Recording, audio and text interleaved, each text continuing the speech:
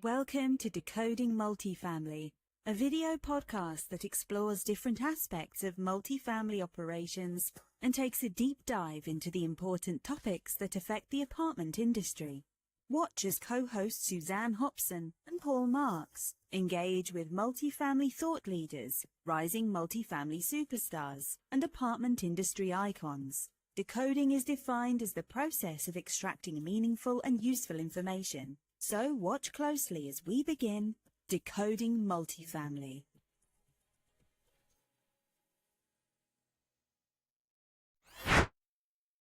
This episode is brought to you by The Guarantors. Facing rising renter fraud? Don't let fraudulent applications compromise your financial stability. The Guarantors provide a safety net that protects your rent roll and minimizes bad debt. Why risk it? Talk to the Guarantors and secure your property's financial health. Visit theguarantors.com/multifamily today. Welcome to Decoding Multifamily, powered by the Multifamily Media Network. The Multifamily Media Network is a free platform on a mission to inspire the next generation of multifamily leaders with 11 different weekly podcasts from a roster of hosts who are not only multifamily experts, but also industry icons. We bring you the latest insights, trends, success stories from the multifamily world. Stay informed about each unique podcast to catch up on the latest episodes by visiting multifamilymedianetwork.com. Plus, don't miss out on our educational and inspiring multifamily blogs. Tune in, get inspired, and transform your multifamily journey with us. So, again, we're here for another episode of Decoding Multifamily. I'm joined by my co-host, Suzanne Hobson. I'm Paul Marks. And Suzanne, we have a great guest today. Why don't you introduce Josh? I am happy to. So we have with us Josh Winch from Focus Property Management, and he is actually the president of Focus Management. It's a leading company in real estate and property management. And Josh has established himself as a key figure in the industry with a strong background in business administration and a deep understanding of the real estate market. Focus Property Management has experienced significant growth, which I know Josh will talk about today, and it's really been driven by his innovative strategies and a commitment to excellence under his leadership.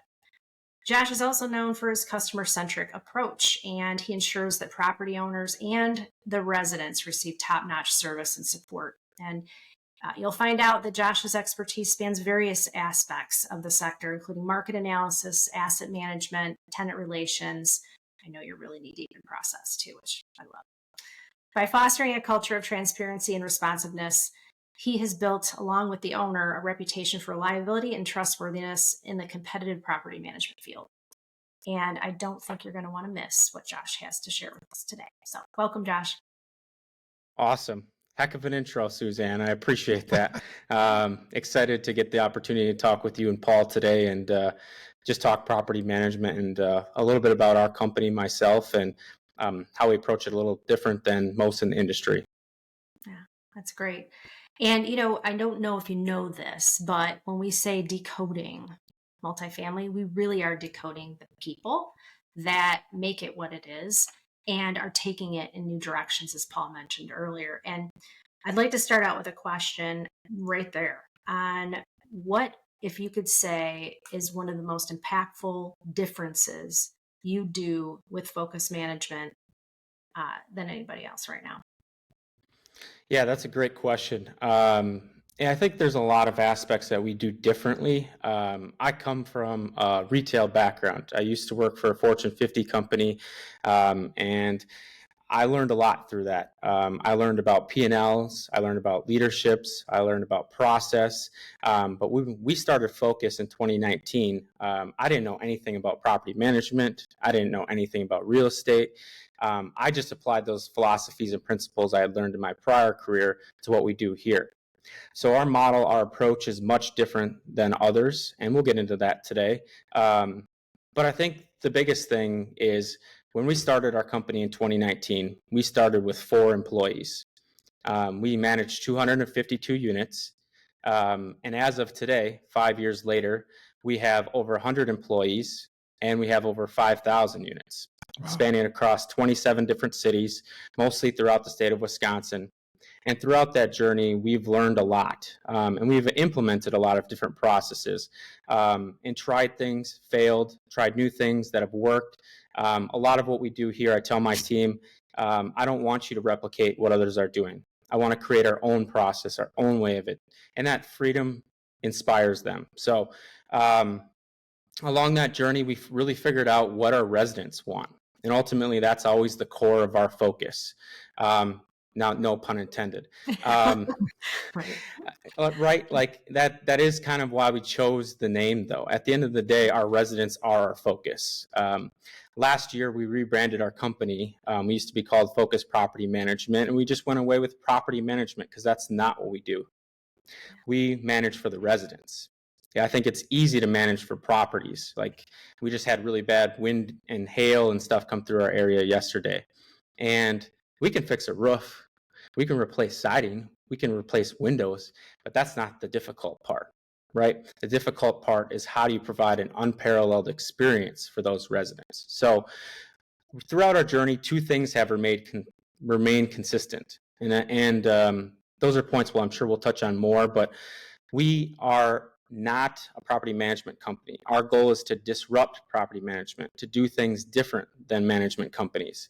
We are a resident or experience-based company that also has a construction arm.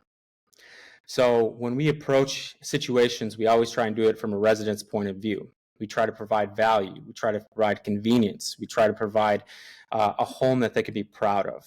And then our construction side really helps us grow our business. So our construction side helps us reposition assets. It helps us transform poorly run communities, places where people don't want to live, and enhances that overall community to make both the residents, but also the surrounding people proud to call it home. And ultimately, that's what we've always tried to do, is just enhance properties and continue to build upon our reputation throughout Wisconsin.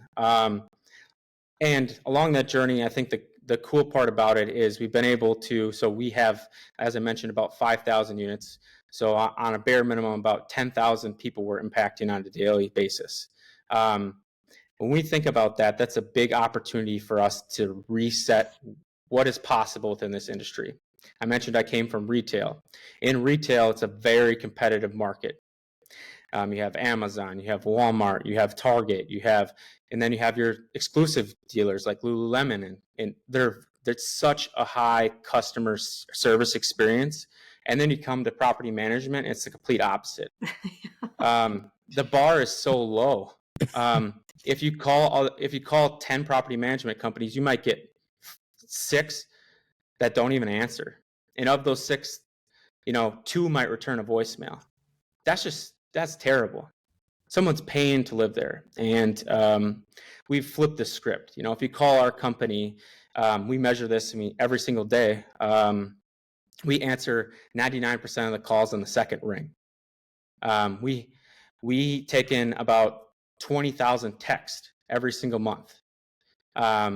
We make sure that when they talk to someone on the phone, it's not just they answer quickly, but it's a quality experience. We measure everything in terms of quality. So we've tried to just really think about what our residents want. And to me, that's been our approach since we first started our company 5 years ago, and will be our approach as we continue to grow here, putting the residents at the forefront, trying to provide value, trying to provide convenience, and ultimately provide them with an experience that makes it hard to leave us, because I want to retain those great residents. Yeah.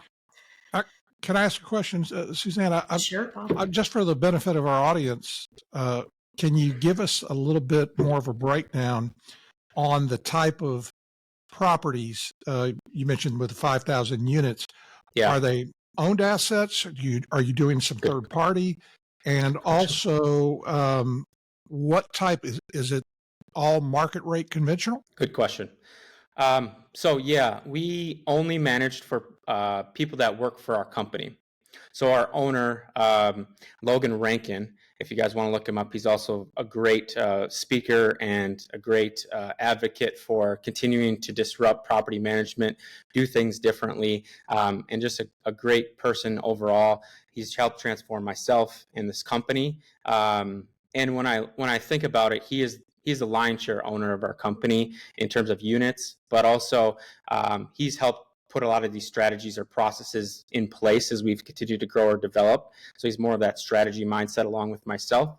But our primary function is we only operate for people who work for a business. So one thing that we do that's unique at our company too is we offer personal finance and real estate coachings. So myself and Logan lead those, and we actually have one tomorrow. We host every single month different topics to help develop, teach, and train our team.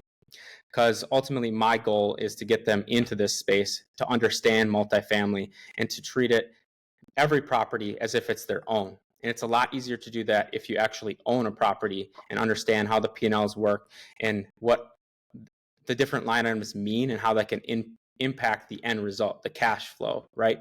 The ultimate outcome. And so getting them into this space really helps them see that. And we've helped 25 to 30 employees since we've started get into multifamily. Wow. My ultimate goal is how many people can I help retire? And by retire, I mean choose what they want to do. I think financial freedom is thrown around a lot, but to me, it's about being able to choose what you want to do with your time. I love what I do. I'll never leave this company, and I love the people I get to work with every single day. If I wanted to, I'm sure I could go sit on a beach in Miami and sip Mai Tais, but that's not me.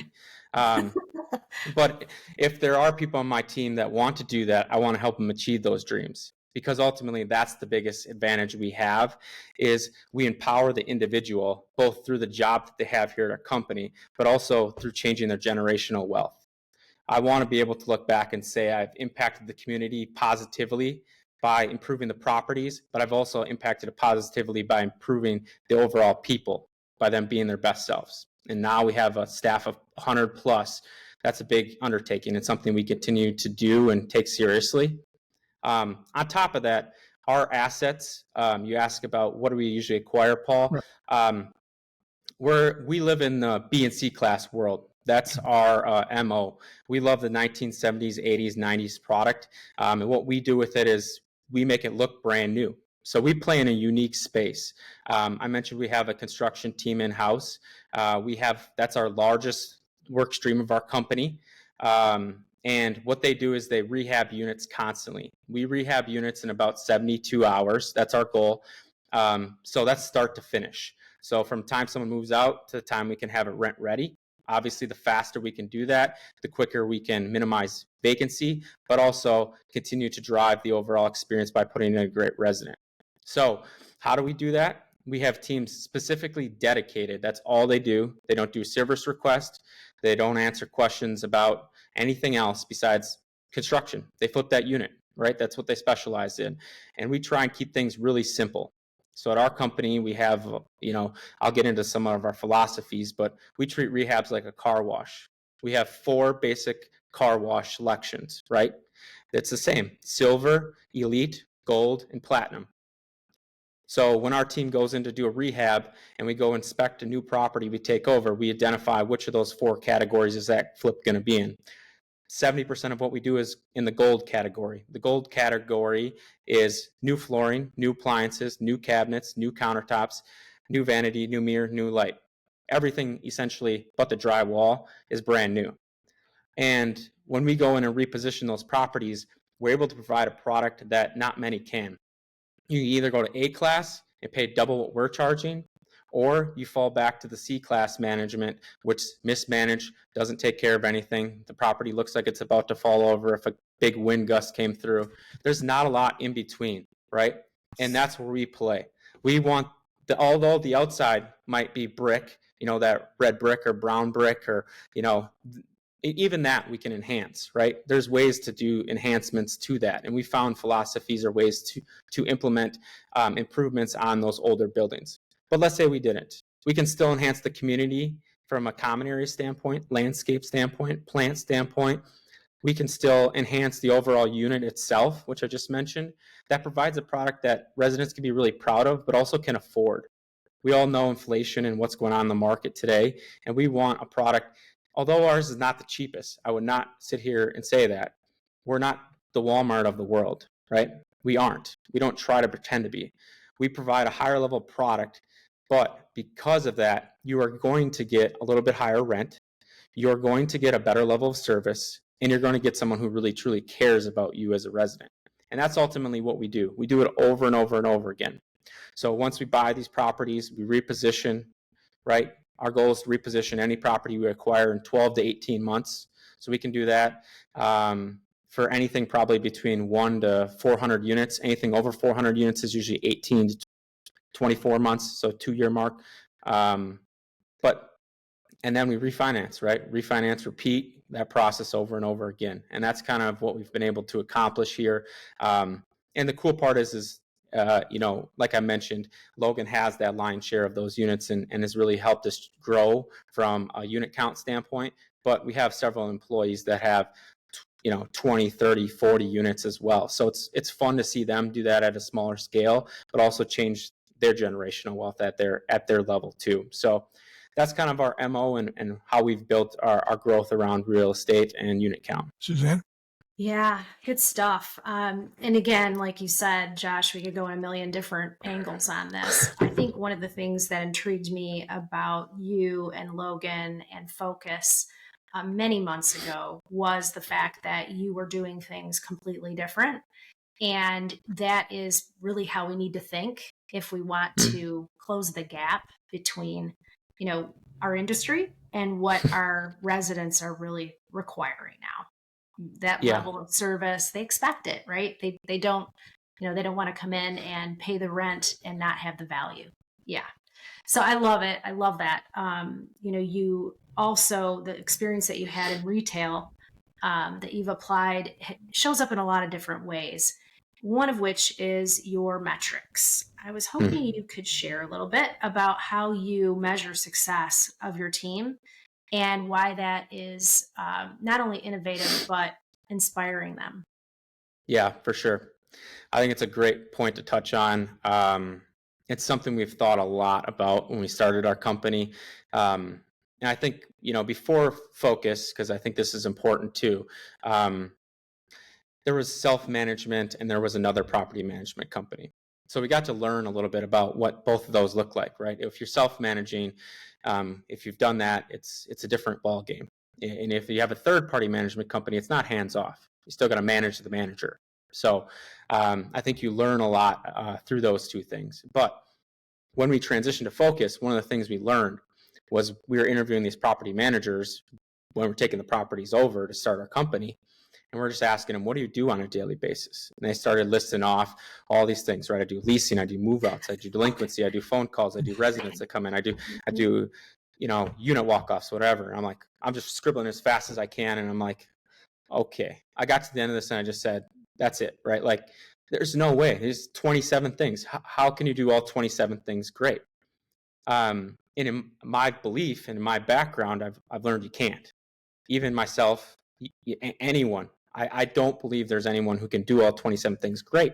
You can try and keep afloat, but you're going to fall somewhere. And so we've kind of thought about that as we've developed our business and our structure and our work streams. So every part of our business is structured this way in different formats, but they all have 1 to 3 things that they own. I'll give you an example, right? We have, I mentioned that property manager, one of the things that they would do typically is delinquency, right? So anyone who's not paying rent on time, they would send out a message and follow up and so on and so forth, right? We have a dedicated team of 3 ladies at our office, now 4. That's all they do. They do delinquency, they do legal, they do the eviction process, they do the writ follow-up. They do it for all 5,000 units, okay? So who do you think's more successful?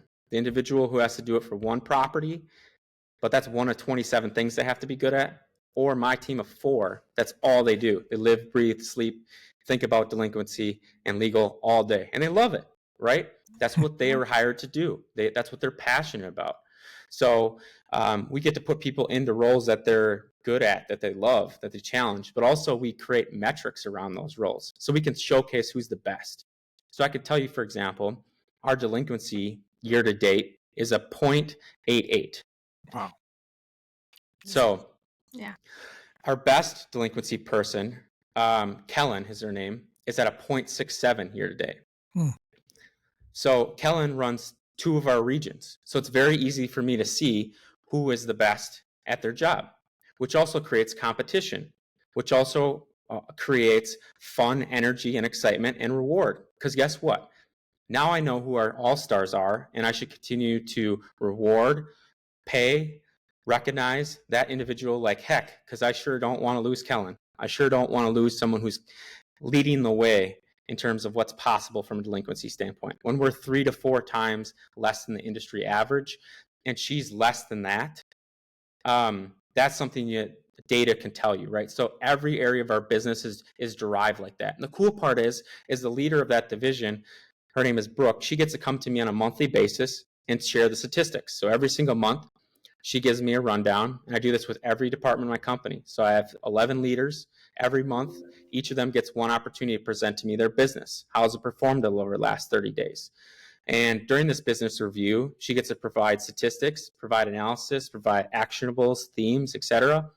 But it really gets to highlight who's helping her and who's not. And we get to have conversations around performance derived from metrics, derived from the actual tangible results.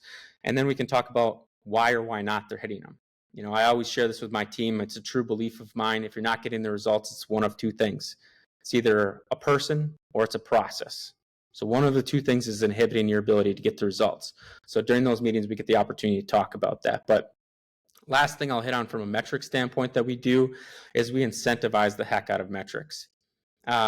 We believe heavily in bonus programs. And this year, I don't know, we'll probably pay out $200,000 to $300,000 in bonuses. It's all derived around their results, though. Okay, and we put aggressive metrics in place, but they know what they are. We don't hide anything. We say these: if you want to hit your bonus, these are the things that you need to do, right? So we have people. I'll give you an example. We have what we call community territory ambassadors. It's a fancy title. Basically, what they are is they oversee a group of communities from a look, feel, and smell standpoint. They oversee the exterior. So for us, the dumpsters, the grass, the trash, hopefully not too much snow, but it was fortunate this year. But, you know, they oversee that first 30-second impression on site, right? So we score everything. They submit a scorecard every week on every property that they own. They score it on a scale of 1 to 6. That a 5.0 in our book is world class.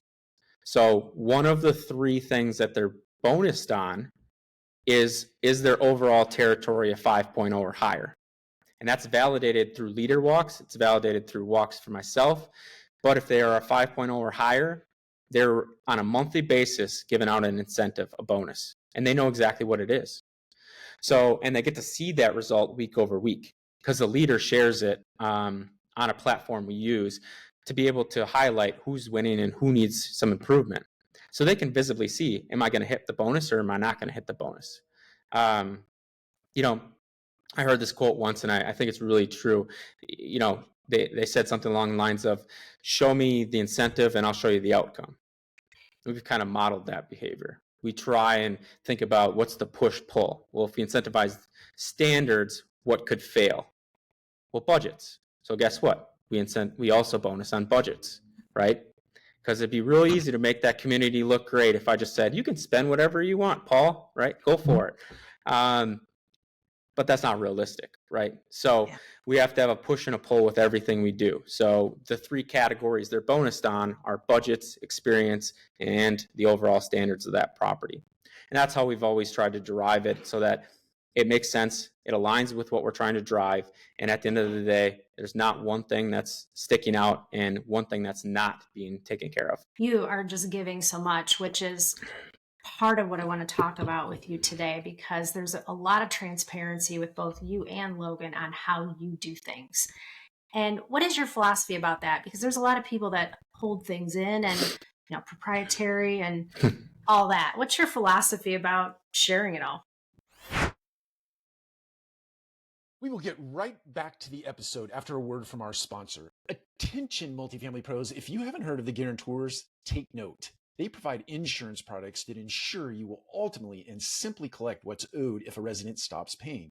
Widen your applicant pool, turn conditionally approved and denied applicants into residents, and protect against the financial threat of renter fraud. all at no cost to the operator.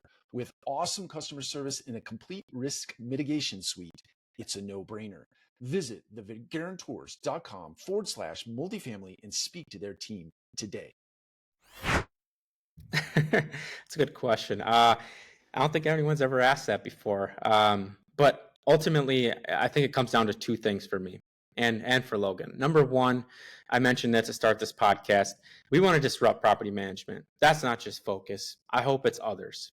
Because although our growth goals, there we go, are very aggressive. Someday we want to be at 25,000 plus units. And we don't know where we stop. But ultimately, it's not about the unit count for us. It's about changing the way that people view property management. It's about changing the communities we're in. And it's about making the lives of the residents who live there better. So if I can do that, or you can do that, Suzanne, or Paul can do that, I'll be just as happy. Because ultimately, that results in a better home for that resident. And I think that's something we can all be proud of. And, we're only on this earth once, and I just want to make the biggest impact while here. So I'm realistic. We're not going to own every apartment community there is. So although we'd love that in Wisconsin, Gonna try. yeah, that's not going to happen. So I want to make sure that we can share those things so others can apply them if it works for them, and it might not. I've talked with a lot of property management companies over the years, and I take things away too that we can do differently. We're not perfect. We make mistakes every single day. We learn from them. We try new things and we apply it. And I think that's ultimately how we've gotten to where we are, but we're nowhere near where we want to be. And the second thing I would share with you guys is we don't hide anything, because truthfully, although these things are fun to talk about, they're very hard to do.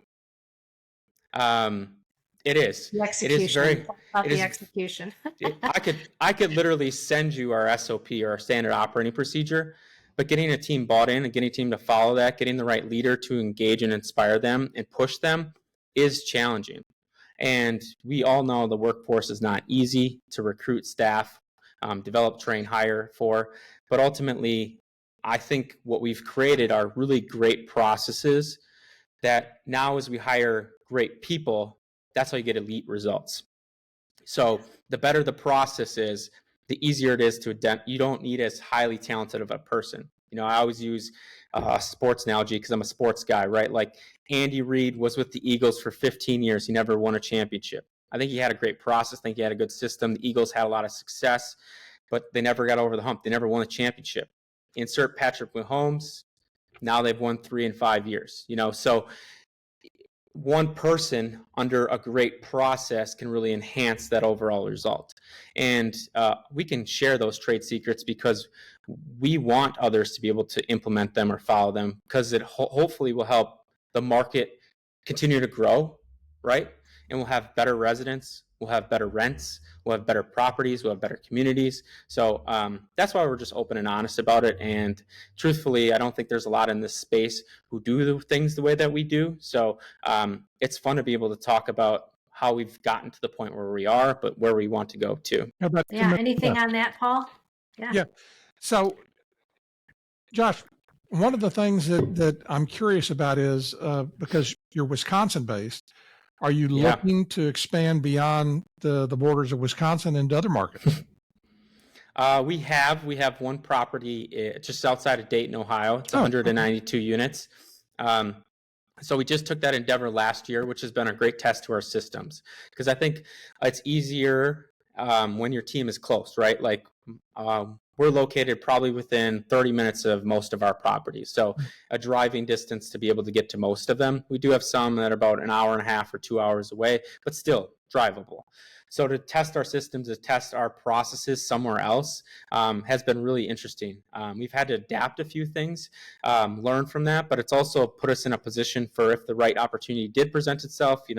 We've looked at in different markets, whether that's the Sun Belt or whether that's out east. We've been able to plug in some of those deals, if you will, underwrite them. And they just haven't made sense in terms of where we were from a company standpoint, but also just the market. I know you guys know that. Obviously, interest rates, supply, it's a challenge. It's not 21 and 20 anymore, unfortunately. But as we continue to scale and grow, I do think there will be states around us that we get into for sure. And maybe some that are just opportunities that we can't pass up. That was similar to this Ohio deal. It was just a really great opportunity. Also gave us a relationship with someone who owns lots of units, lots of opportunities into the future as they want to sell off or decrease, obviously, their assets, for us to be able to continue to grow those. So we're thinking long term. If you've watched any of Logan's content before, we'd never try and do one transaction with someone. We, in everything we do, we try and treat it as a relationship, right? So we want to make sure when we do a transaction, we're at the easiest, smoothest process that there absolutely is. Hopefully you just send us a rent roll and you won't hear from us until we close that property, right? Like, the easier we can make that on the seller, think about who they want to sell to next, right? So the same philosophy we apply to residents, we do for sellers, and that's helped us grow. Is, they sell one to us, they see how easy it is, how fair we are, how convenient our team makes the overtaking that process, or that property, I should say. And that just really helps them have confidence in wanting to sell the rest when they want to. So that opportunity, I think, will continue to happen more in the next few years as amortizations run out on some of the properties that people probably refinanced a few years ago. Yeah. We've got about 7 minutes left, Suzanne. It's just not nearly enough time, Josh. Anyway, I will zero in on a theme that I sense, and I think it's really something that our audience would appreciate and want to hear more on. You have mentioned in several different areas of what you've been talking about a theme of really putting into your people and helping them to develop, and how that has really just helped the whole organization grow. You mentioned it with the education on, real estate, and you providing that for your employees. And you also, I think, zeroed in on something that's a big hot topic right now, which is, well, it has been centralization, specialization. And you explained it really well about the 1 to 3. Do you find that the reps also, just from doing that thing and only having those 1 to 3 things over and over and over again, increases competency? And have you seen that, like, the development of that employee really just flourish under that premise as well? For sure. I have some cool stories I could share on this one. Good. So I won't mention any specific names, but we did one of our first hires we had within our company, I think, is a great example of this. And I'll share 2 things. One, this individual story, and 2, how we've applied this to other parts of our business. So we hired this individual in end of 2019. He came to our company. He kind of had a rough upbringing. So his parents weren't very involved. He didn't know, he lacked direction in life, didn't know what he wanted to do or where he wanted to go. He's willing to take a chance on us. So he started working with us. And I think both sides kind of took a chance. We saw something in him and wanted to be able to help him out in his life, and also be able to help him learn and grow. So he started off with us just rehabbing units. He didn't know a ton when he came here. He had very basic skills like hammers and flooring he had done in the past and things, but nothing in like installing cabinets or countertops or anything like that, right? When he started with us, he was making barely over minimum wage, okay? Because we were taking a chance on him. We didn't have any healthcare. We didn't have any dental, vision. I mean, we're just a brand new company, right? No company vehicles, no paid time off. I mean, we're in the infancy of our business. So when he started with us, he needed to develop both personally but also professionally. And we poured a lot of time into this individual to help him. And over the years, it's been really inspiring to watch him grow in our company. So I'll fast forward to today. This same individual in our company now is a leader who oversees 6 people on his team. He has doubled his salary. He has 3 weeks of paid time off. He has become a father. He has gotten married.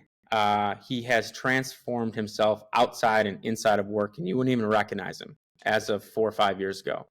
And to me, that's the most inspiring thing we can do, is provide an opportunity for someone to do just that. And he's not the only one. We've helped 3 or 4 other individuals within our company do the exact same thing. I say this when I hire people all the time. We are not going to pay you the most. If you're looking for that, this is not the job for you. If you want a job that you can come to, be passionate about what you do, when that alarm clock goes off, if you want to hit snooze, this isn't the right place. I want you to wake up feeling inspired, feeling like you can make a difference. And although we won't pay you the most on day one, you will not find a company that is going to reward you more over your career if you pour yourself into it. I mentioned already the real estate benefit, but just not even that too, right? Like if you didn't want to do real estate and you're just like, not for me, that's okay. Perform well at your job and you're going to get paid well. Like I'm a heavy believer in performance equals reward. So the better you do at your job, you're one of my best leaders, you're going to get taken care of. You're one of the best team members, you're going to get taken care of. And that's how we've always built our business. Second thing I would just touch on is we look for a different individual when we hire. I think the easiest example to share is service technicians, right? The guys who fix things. So, you put in a broken garbage disposal. Our expectation at our company, and I know we won't have time to get through all this today, but I'll just tell you our expectation is if you were to place an order with Amazon right now, Paul, and you were to put in a work order at my company, my expectation is that we're able to fix that work order faster than Amazon can deliver that package. And that is my team's MO, right? So last month, I'll just share this real quick. We were 99% within 48 hours and 90.02% within 24 hours. Amazing. And that speed is one of our core values. We incentivize it, we reward it, we recognize it, because that is the difference. When a resident can put in a work order today and gets fixed today or tomorrow, that's a huge competitive advantage. And when we hire people, we're not looking for someone who has a ton of technical skill. In fact, the people we have hired with that usually don't work out because although they might be technically sound, they don't have the things that we're looking for, right? There's only 3 attributes we really look for when we hire. Do you have a good attitude? Do you work hard? Are you willing to learn? The rest we can teach you. I mean, it's a box, guys. I don't know how to fix much either, but I feel like I could learn how to fix or replace a garbage disposal. I feel like I could learn how to replace a dishwasher. There's only so many things you can learn, and then you become skilled and proficient as a service technician. And then guess what? We can pay you more because now we don't have to pay an outside vendor. We keep all that in-house, so I can pay that service technician that now learn, develop, and grow here more, and I don't have to pay the external vendor double or triple what we probably have to pay you. So it's a win-win. One of the big things that we focused on in the last year at our company, I'll end on this, is training and development. So this is huge for us. I have an HR director, and she hears me talk about this all the time. But I want our company to be viewed as a university, but in a different way. At a university, you pay to learn, grow, and develop, right? You're paying a tuition to that university to take classes, to be able to grow your knowledge base, to then be able to apply in a technical setting, right? I want the complete opposite. I want to pay you to be able to learn, develop, and grow. And then guess what? If you learn, develop, and grow my company and I pay you more, we win and you win. That's what I want to create. So we've spent a ton of time. We have created online modules for every position within our company. We have YouTube channels and you name it. I mean, we have so many things. We have a learning management system we've rolled out recently that really helps them grow throughout that journey from going from a service tech 1 to a service tech 2 to a service tech 3. So the power of this is we have individuals who have gone through that program that now become the trainers, which is cool, right? Yeah. Once was a trainee, now the trainer.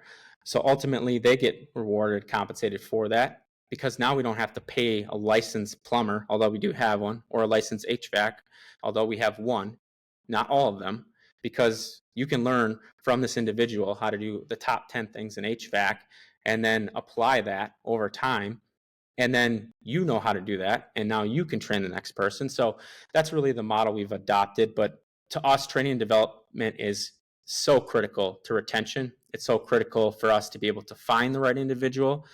But it's also critical for that individual, to Suzanne's point earlier, if you're doing the same job over and over again, if you're a service technician, you're just fixing stuff. If you boil it down to the very basic, but you're not.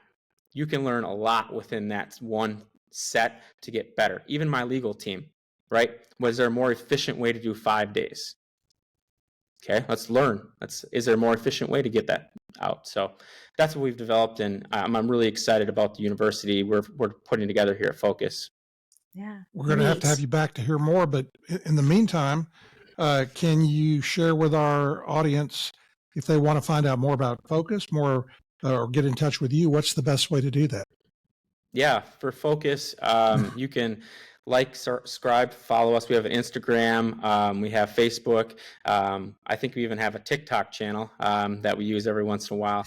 You'll get to see a lot of the cool content that we do as a company through the lens of the residents, through the lens of our employees.